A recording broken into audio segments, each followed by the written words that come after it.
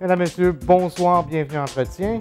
Cette semaine, je vous propose une rencontre avec le directeur général de TVC Basse-Lièvre, André Soucy. Natif de Buckingham, André Soucy entreprend des études collégiales en art avant de travailler au bureau de poste de Buckingham. En 1972, il devient bénévole à la télévision communautaire avant d'obtenir le poste de directeur général en 1973. André Soucy, d'abord, 2012 qui marque le 40e anniversaire de TVC Basse-Lièvre et on a voulu connaître un petit peu plus le directeur général, celui parce que vous êtes là depuis les tout débuts.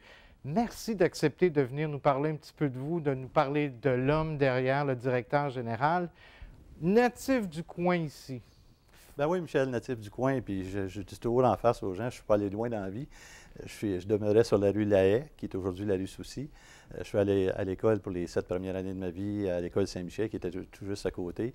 J'ai acheté une maison en 77 sur la rue Church, qui est tout près d'ici, à 1 minute de la TVC, où on est dans le sol de l'église Saint-Grégoire. Alors, c'est le petit bout de chemin que j'ai fait pour la TVC. Et d'autant plus que à peu près toute votre carrière professionnelle s'est déroulée ici, là, dans ces mêmes locaux-là, même avant de travailler à la télévision communautaire. Oui, parce qu'il faut dire qu'avec mon père était très engagé dans la communauté.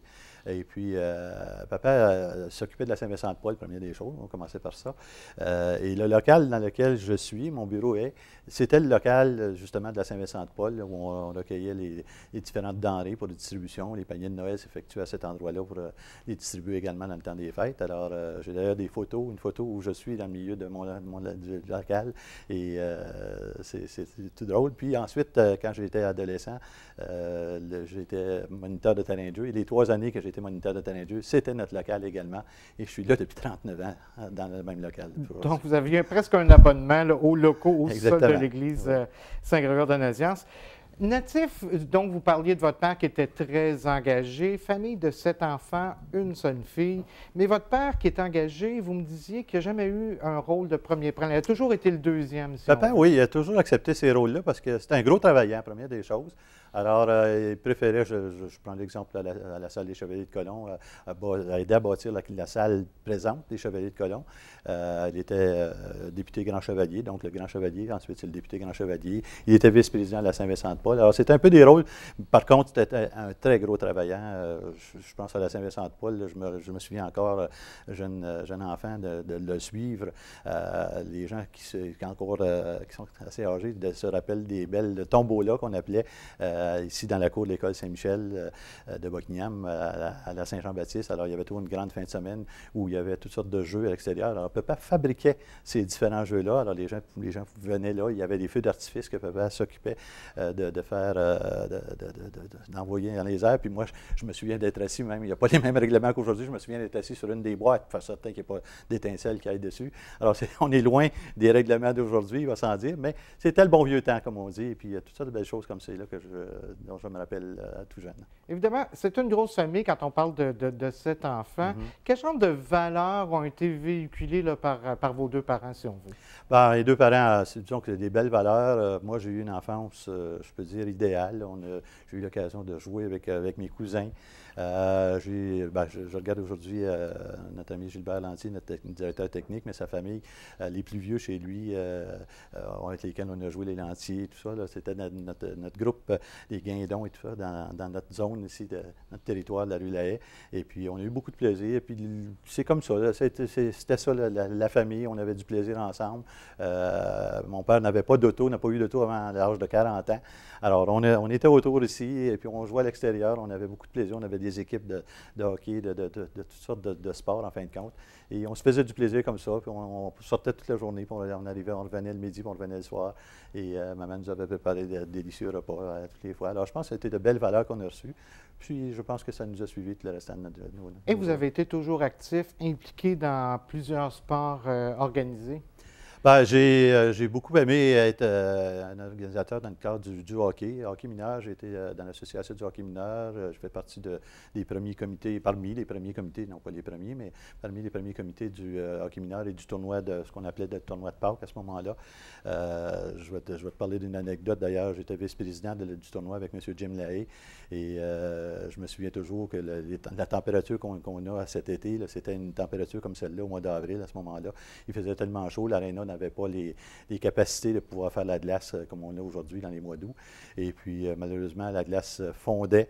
Alors, on avait dû contremander le tournoi. Dans le milieu du tournoi, on avait dû annuler la plupart des catégories, sauf une qui était l'équipe dans laquelle que je participais. J'étais gérant de l'équipe Pee-Wee. On était rendu en finale là-bas. Alors, on a sauvé la glace pour une journée. Personne qui embarquait dessus. Puis on a réussi à jouer au moins la finale du côté Pee-Wee. Alors, ça a été des belles années. Moi, j'ai vécu ça. Ensuite, ben, je suis allé avec des équipes juniors, junior B ici qu'il y a eu.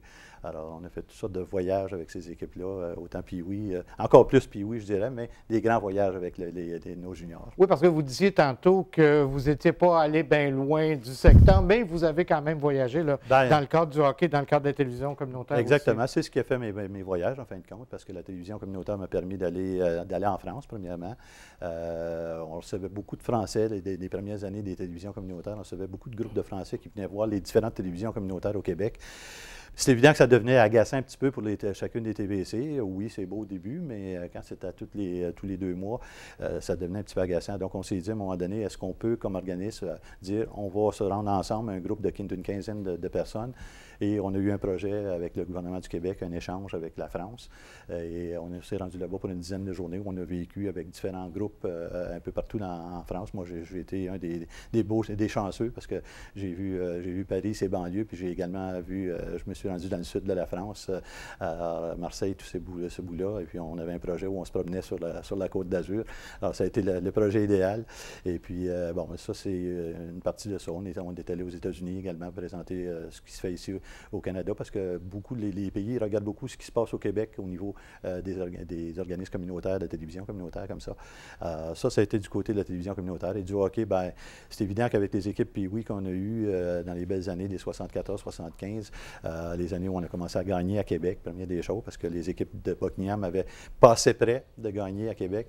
Et puis, à partir de 73, 74, 75, on a remporté 3 années de suite ce tournoi-là là-bas, qui nous permettait d'aller dans différents autres tournois par la suite. On gagnait des tournois, ils appelaient ça, les gens se souviendront du tournoi du lendemain de Noël, ça s'appelait le Silver Stick. Il y avait les championnats, parce qu'on jouait toujours en Ontario avec ces équipes-là. Alors, on gagnait les championnats de l'Ontario en étant une équipe du Québec. Alors, ça a été des beaux moments, des belles choses qu'on a vécues avec nos tout jeunes d'aujourd'hui qui sont rendus à 45, 50 ans dans certains cas. Et puis ces gens-là aujourd'hui nous parlent encore de ces beaux événements-là, de ces belles années. Vous avez glissé un mot tantôt sur votre travail là, dans les terrains de jeu. Un travail là, que vous avez aimé, qui vous a passionné, et vous auriez souhaité, si on veut, là, continuer votre carrière en étudiant en récréologie. C'est évident, Michel, oui, c'était mon vœu. Là. Quand j'étais plus jeune, adolescent, je suis allé à l'école, premièrement ici, jusqu'à la 7e année, à l'école Saint-Michel, comme je disais tout à l'heure.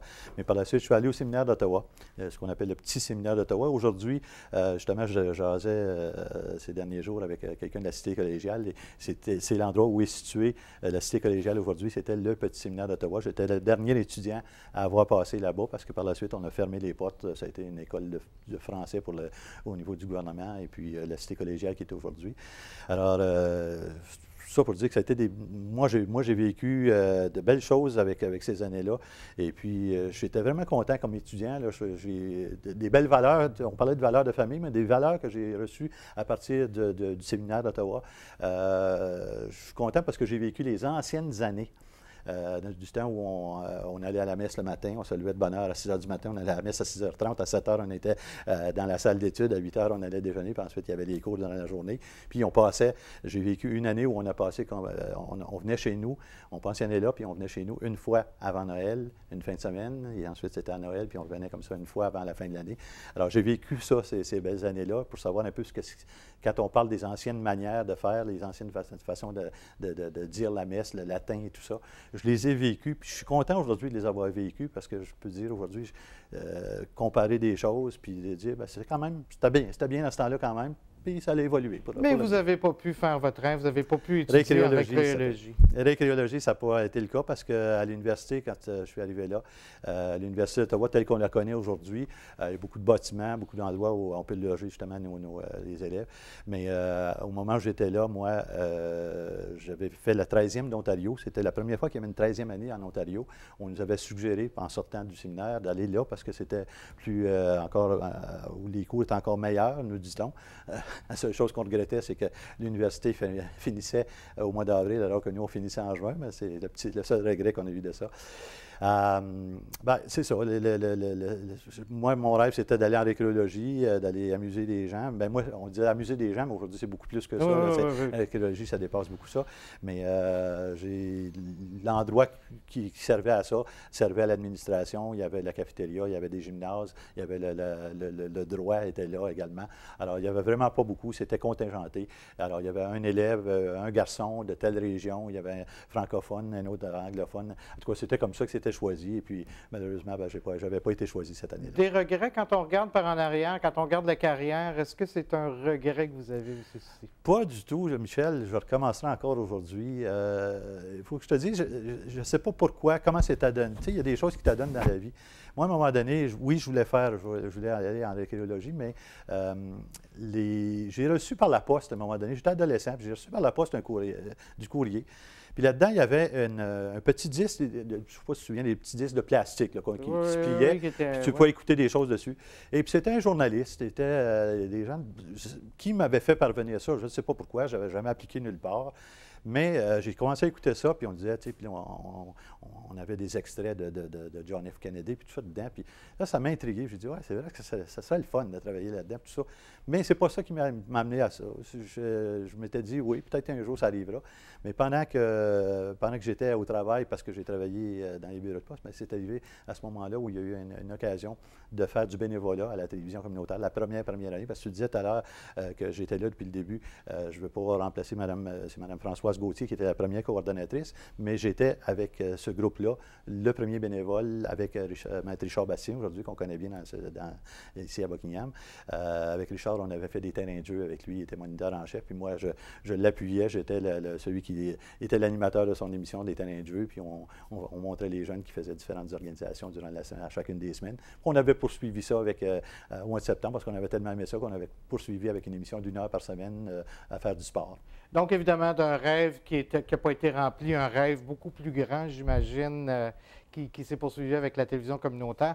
Si vous permettrez, André Soucy, on va prendre une pause, on revient et on va évidemment parler un petit peu plus de la télévision communautaire, mais aussi de votre vie personnelle. Merci.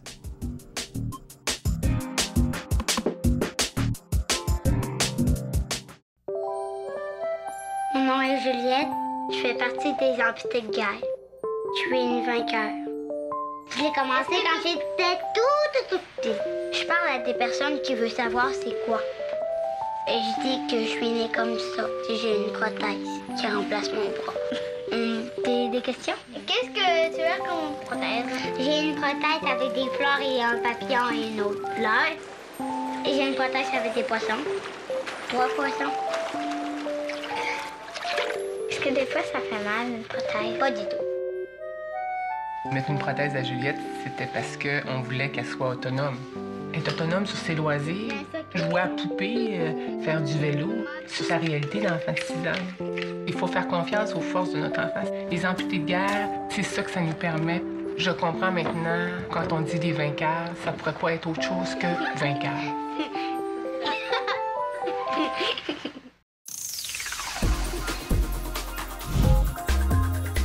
TVC Basse-Lièvre, à l'image des gens d'ici.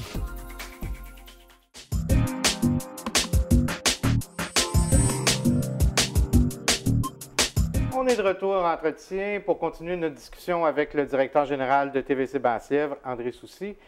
André, juste avant la pause, vous nous disiez qu'en 72, vous avez commencé à être bénévole à TVC Basse-Lièvre, la télévision communautaire.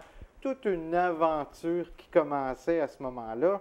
Et bon, en fait, c'est un an plus tard ou combien de temps plus tard que vous avez commencé officiellement à travailler? Donc, la télévision communautaire comme telle a débuté avec un conseil d'administration en début d'année 72. Et la première émission avec le premier groupe de travailleurs, qui étaient des travailleurs des projets d'initiative locale qu'on appelait à ce moment-là. Et ça a commencé justement, la première émission a été mise en ondes le 4 avril 1972.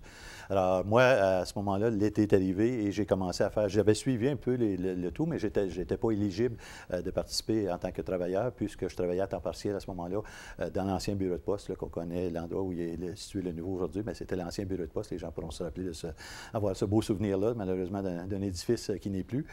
Mais j'ai commencé comme bénévole, comme je disais tout à l'heure, à faire des émissions de sport et tout ça. Et durant cette même année-là, est survenu, une petite mésentente entre le conseil d'administration et les travailleurs qui étaient là. On a tenté de remédier à la situation. Ça ne s'est pas passé.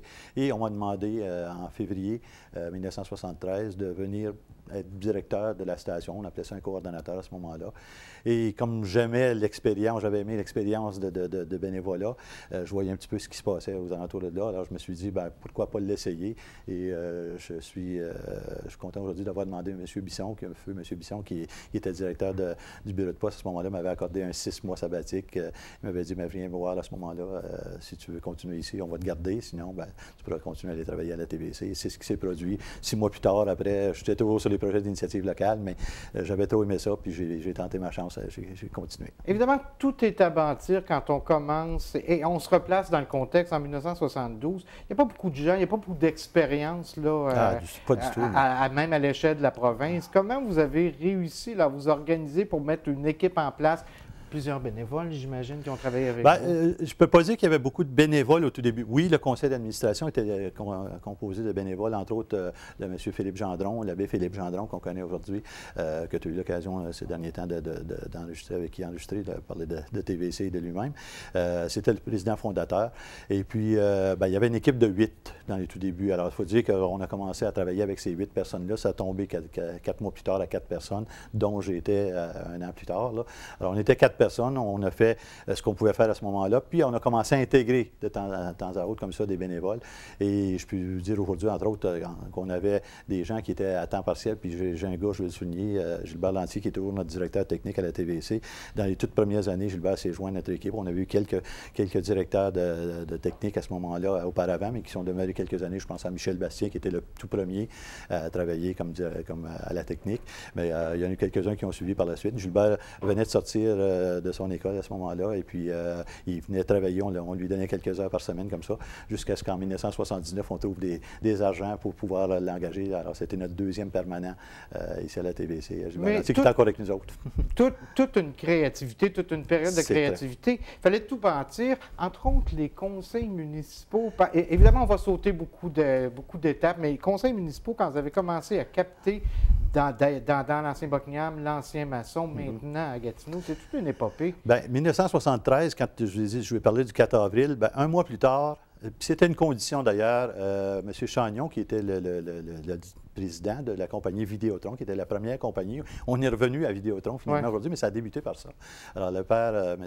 Chagnon, avait dit au conseil d'administration, je vais vous accorder une télévision communautaire si vous réussissez à aller chercher les conseils de ville. Alors, ce qui avait été fait, les démarches ont été faites.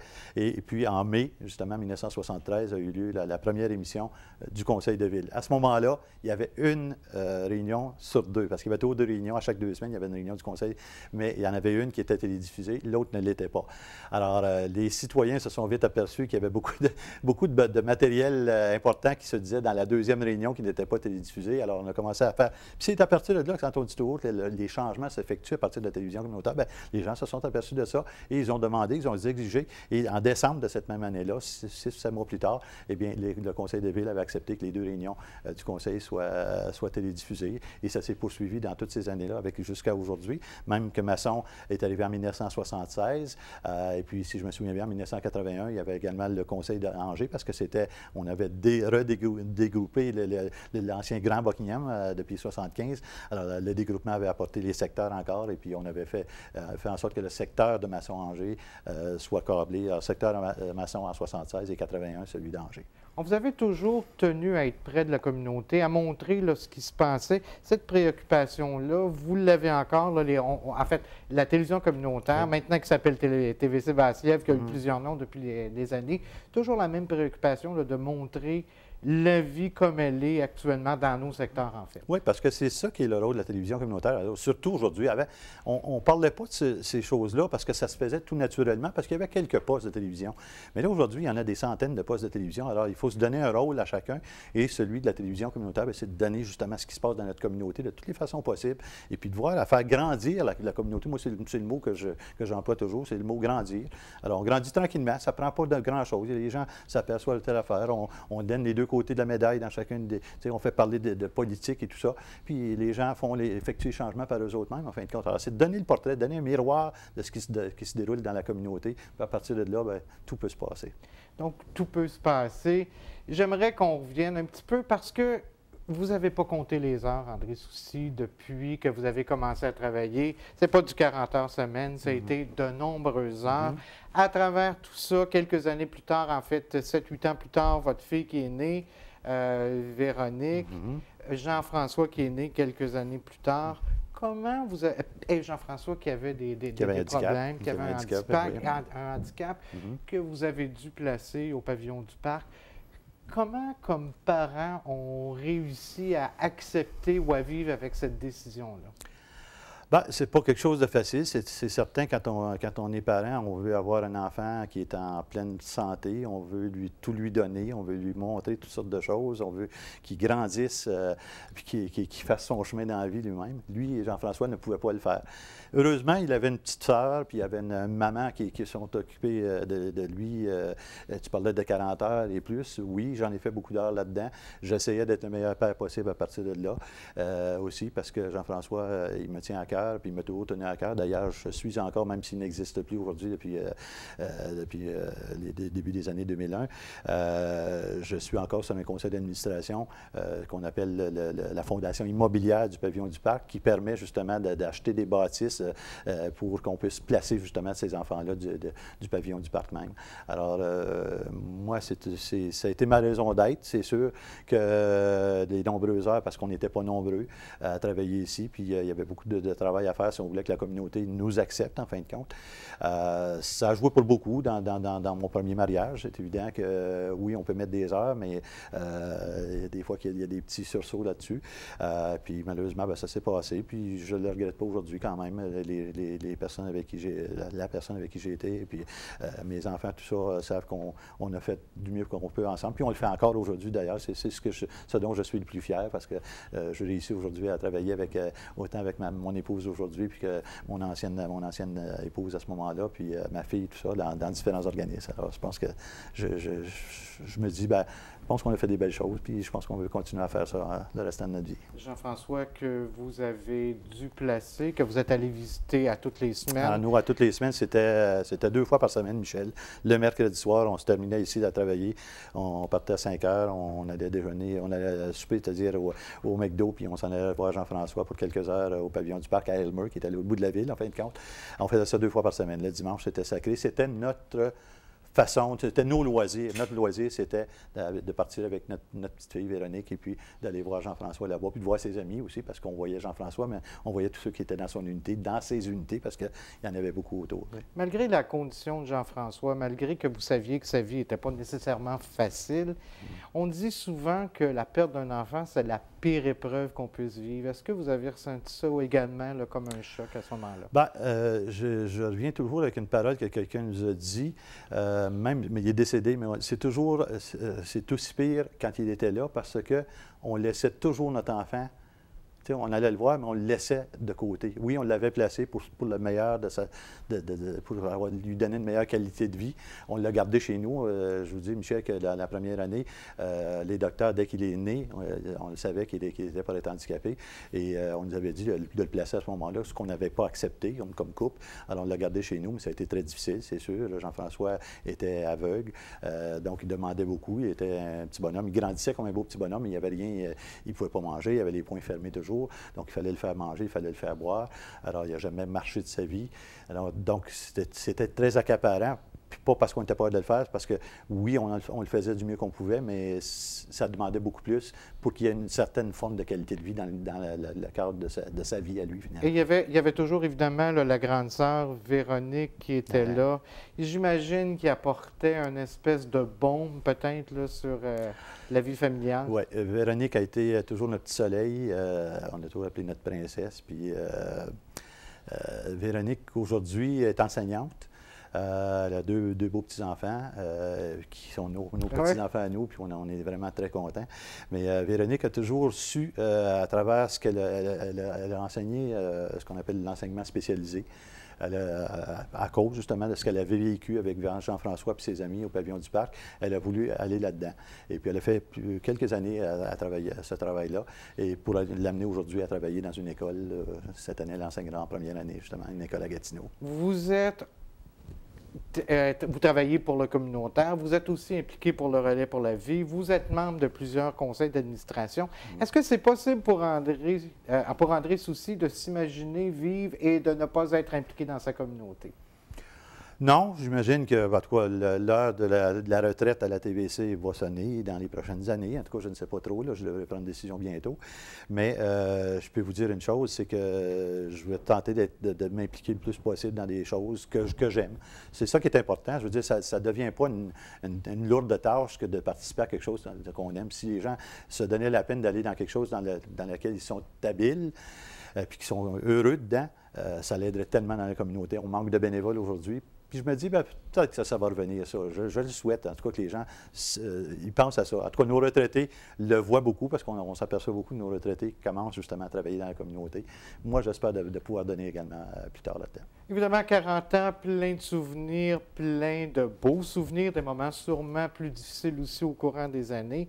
Quand vous regardez par en avant, qu'est-ce que vous souhaitez en terminant pour l'avenir de TVC Basse-Lièvre?